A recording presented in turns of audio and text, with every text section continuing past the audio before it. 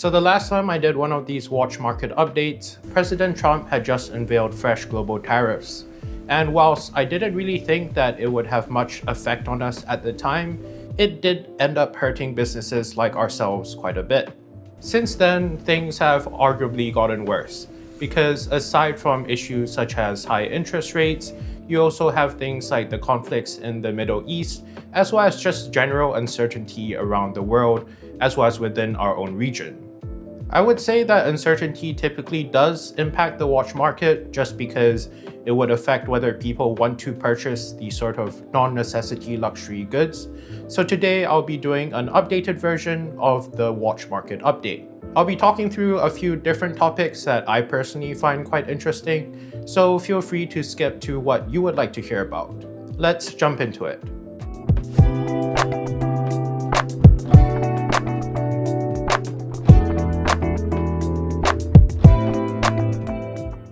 So the first thing that I want to quickly talk about is the performance of our own business, Legacy Watch Co. I think Legacy is in quite a unique position for two big reasons. The first is that we primarily operate on a consignment model, so our performance usually depends on what is consigned to us at a particular point in time. The second big thing is that although we do sell mainstream pieces here and there, our main specialty or our main area of focus is still independent watchmaking, which at the end of the day is quite an interesting niche. The past few months, in my opinion, have been quite interesting just because usually during summer months, because people are going on holiday, you typically expect the watch market to slow down. But I would say that, over the past sort of 3-4 months, these months have been the busiest period for us since opening up the store. We've not only seen quite a healthy turnover of these mainstream pieces like Pateks or VCs, but even the independent pieces that have been consigned to us have moved relatively quickly. So in the last few days alone, for example, we've sold a Moritz Grossman, a Resence, as well as a P.F. Tonda, amongst other things. And these aren't the most popular pieces in the world, so it's still nice to see that they are moving relatively quickly. The second big topic that I want to discuss is the possible return of hype watches. And the origin of this is essentially a few months back, I had some dealer friends visit us in Singapore, and basically, these people specialize more in Rolexes and APs. And they had told me at the time that they were seeing sort of the prices of these hype watches creep up.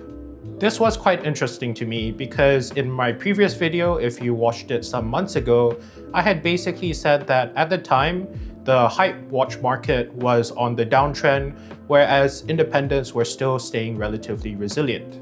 I also found it just quite curious because, talking to a lot of our clients or a lot of friends who are in various industries, I would say that, most of them were fairly uncertain. So it really sort of begged the question in my head as to who exactly was willing to spend money on, these ultra luxury non-necessity goods. Ultimately, based on what I've heard from other dealers, prices were driven upwards by the US market. But I think even if we were to look at, for example, Singapore's local market, if I wanted to source something like a 5712R today, there would only be one, openly available in the market.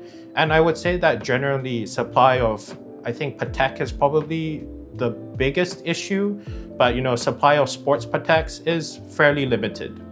Speaking about watch hype as well as rising market prices, I think it's impossible to escape talking about what might be the hottest watch brand in the world currently, F.P.Journe. The case of F.P.Journe is quite an interesting one because I feel like an increasing number of collectors are just looking at the asking prices on market and sort of raising their eyebrows. There are some that have some, weird conviction that prices are being manipulated, whilst other people just simply don't think that current market prices are worth the watch. When discussing the F.P.Journe market, I think it's pretty important to separate things out between, the regular sort of production model Journes versus those ultra rare collector models. As for the regular production stuff, I would say that the market is relatively healthy, just because you really do have strong demand for these watches and supply of them is highly limited. Because, talking to collectors that I know that own, some of these super hype F.P.Journes like the Elegante, a lot of them are still hesitant to sell them even though they're aware of the market pricing, just because they don't want to get blacklisted. And as sort of case in point, we've had a couple of Journes come in over the past couple months, and all of them have moved, within a day or two, which when you consider the amounts that these things are trading at, it's quite remarkable. And I don't think you can do that with any other brand.